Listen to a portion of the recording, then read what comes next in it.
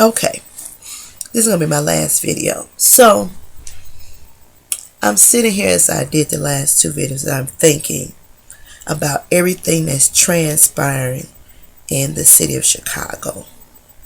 And it makes you wonder if it's not a setup. And I'm not talking about the unnecessary killings, the robberies, the rapes. No, those things you cannot control. But I'm talking about displacement of people in the community.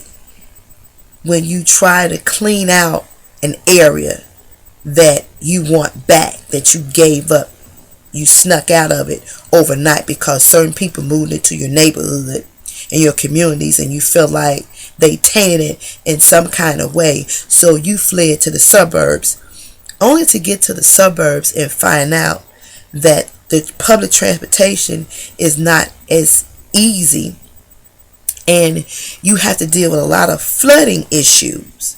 So it makes you wonder, because property taxes have increased to a point that the people that had saved and could afford potentially won't be able to afford in the future, because they're going to have to let go of property that they own for 20 plus years. Water bill is going up.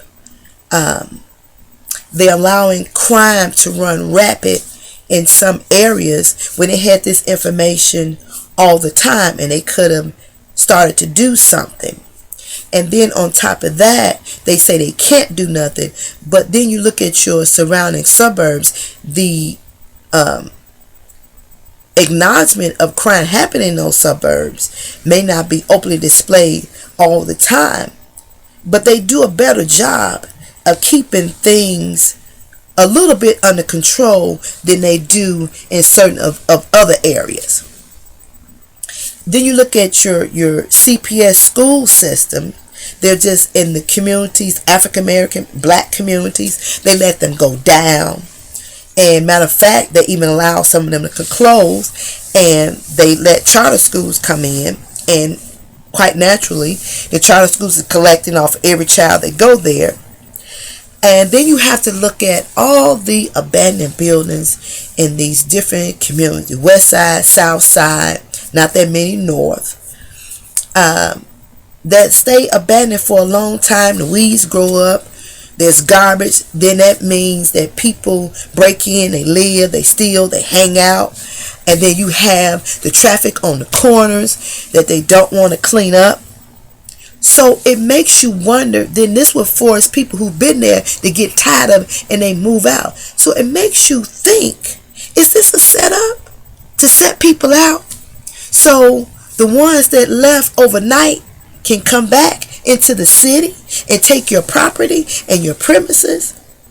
And then you have the property taxes that's being sold, and these companies are able to weasel their way through the court system, purchase the property taxes without people's knowledge, and then when people, there's no recourse for them. So it makes you wonder.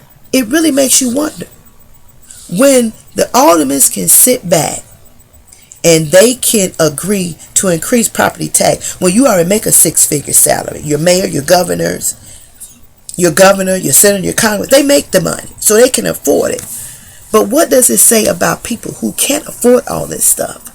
So ask yourself the question. Look around your community, your neighborhood. Do you think what's being done, do you think it's a setup to set you out of your own community so they can sneak back in the way they snuck out and ran when they felt like you tainted their community, to get back in because it's close to the public transportation? It saves them money. And as you notice, you see all these streets starting to be fixed up and upgraded and everything, and those who live in the community can't get no assistance anywhere. And look around. They're popping up. Those who fled, who's coming back, they're popping up sporadically. You're starting to see the neighborhoods change. Is this a setup? It's something to think about. It really is. But what's the best way to squeeze us out is to increase the cost to live in those areas. And that's exactly what they're doing. And they're doing it with a smile, on news, behind doors, and pretending that they're looking out for your best interest, and they have you as a constituent, your best interest at heart, and they really don't. They're in there to fill up their pockets and to fill your head up with a bunch of okie doke. That's what they're doing. Think about it.